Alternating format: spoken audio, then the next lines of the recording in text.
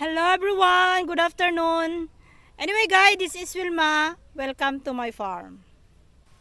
Dito sa aming farm guys ay nakatira kami dito mula nung 2016. Dito kami nag-start na nag-build ng bahay. So, ngayon guys is almost 7 years na kami dito sa lupaing ito. At ito ang lawak nito guys ay 1 and 1/4 hectare. Ito ang farm namin. Kaya dito namin pinili na tumira guys because it's very peaceful. Yung asawa ko.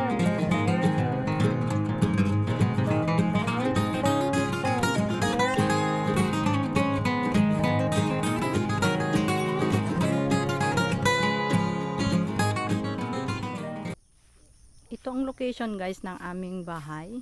Ayan. Nakapader yan guys ng 13 by 28. Ayan.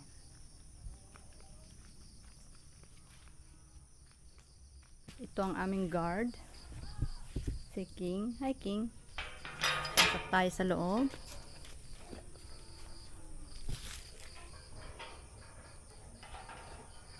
Ayan guys, may mga ito ang aming front yard.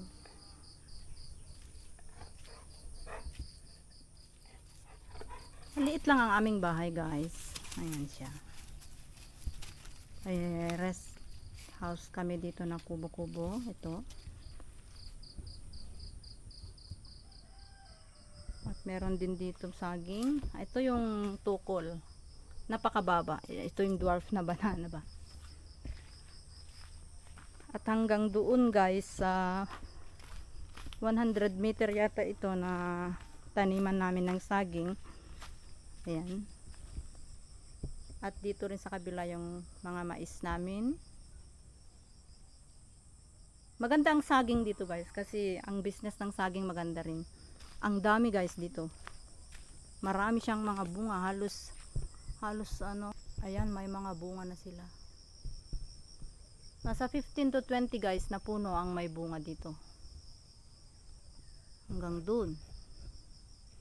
Yan. At dito rin ang place ng aming mga manok. Ito. Yan ang kulungan nila guys. Mahaba yan. At andito yung aking mga cobra. Yan yung mga cobra namin guys. At meron din dito kulungan dito. Ito yung aking mga black Australorp. They separate because not enough their places. We make a house here. This is the black Australorp. Hello!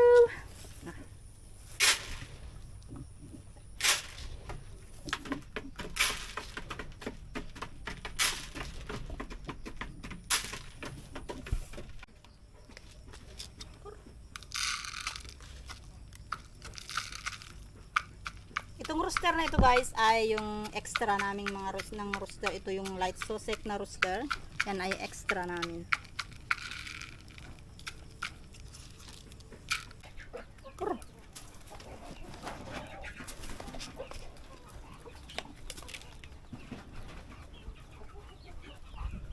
Yan yung bird Plymouth Rock guys.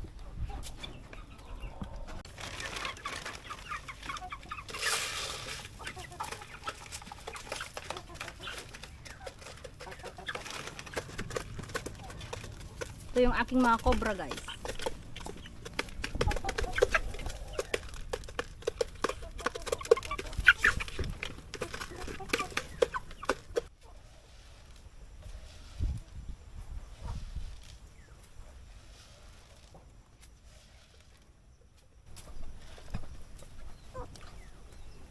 Ito ang kulungan nila, yan. May kwarto sila doon.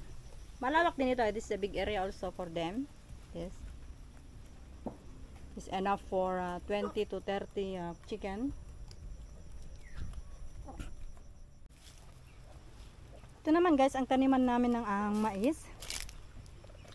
Yan, may garden ako dito.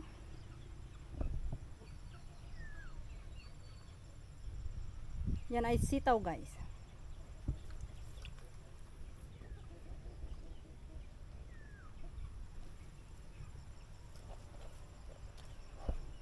ito na guys yung mga mais namin nung tinanim namin nung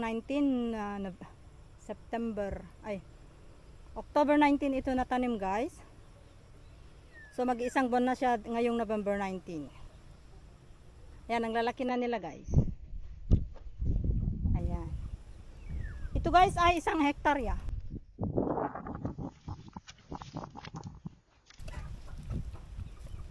Hanggang dun yan guys sa baba.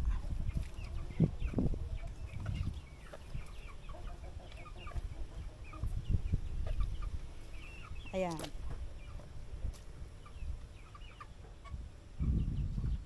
Dito guys ay pag tumama ang mais, nag-harvest kami dito ng 100 plus na sako. Pag walang paninira ng bagyo, ganun. Pag maganda ang harvest, we harvest 100 plus sako of mais. Ito guys ang location ng aking mga pato. Ayan. Malawak guys. Ito ay nagkakasya ng mga 500 na pato enough here in this place.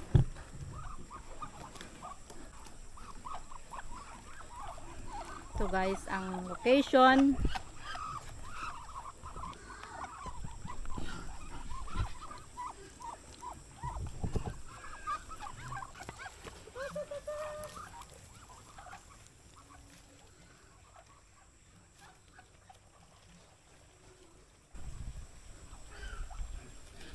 Napakalawak guys ang location ng aming mga pato. Ito naman guys ang aming piggery. Ayan. Nandito ang aking mga baboy. Ayan sila. Ayan. Hello! Ang baboy namin guys ay nasa 21 yata. 9 plus 5, 15, 7, 18 baboy ang nandito sa loob ng aming piggery guys. Yan yung buntis. At andito rin yung ito yung last na piglets namin. 3. 6 ito guys. I divide them. Nandun yung 3. At ito yung hinahin na isa.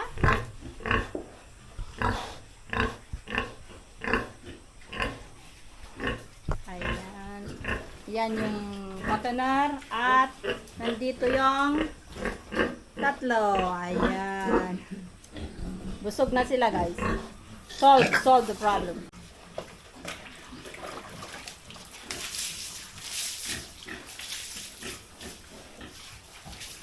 Ito lang guys ang ginagawa ko araw-araw.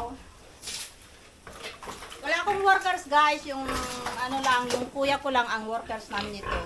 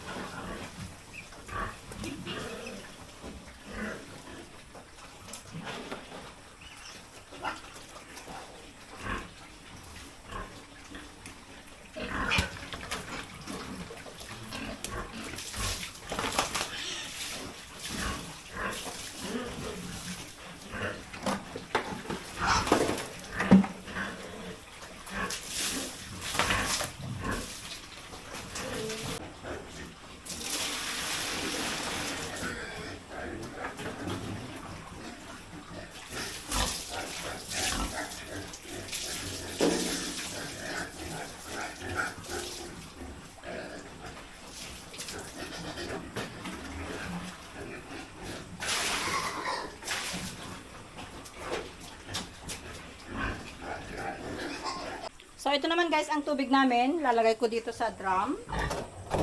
Kasi puno na yan.